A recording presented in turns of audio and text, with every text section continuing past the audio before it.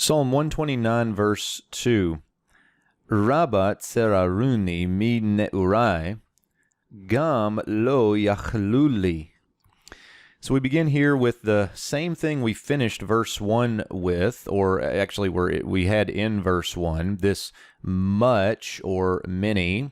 They have shown hostility to me, shown me hostility. And then we get the men preposition, from my youth. Let me go back and pick up the verb here just for review. We've got a call perfect 3CP. Notice the shurik at the end. The root is tsarar, that geminate root, and then we have the 1CS suffix here at the end. So they have shown me hostility. Much, this is just the adverb of a lot of it, and the temporal is from my youth. Now, one thing I want to show you here, this is going to be a little bit of a sidetrack, but notice this 1CS suffix, from my youth, has the long kametz with the athnach. Now, this is pretty normal for us because that athnach is a heavy disjunctive accent that would make the pausal form.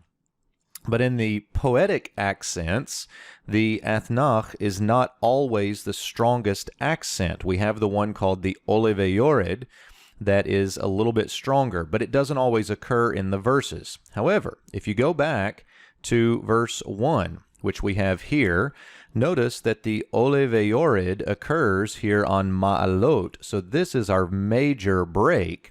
And then in the next section where we have the exact same phrase, exact same clause, notice we have the patach here instead of the kametz, even though the athnach is still here.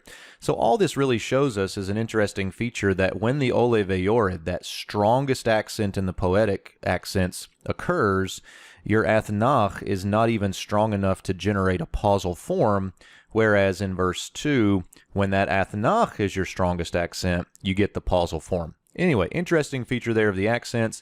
Let's finish this one out. We get then moreover. We have the negation and then the call perfect 3CP of the root yachal, to be able.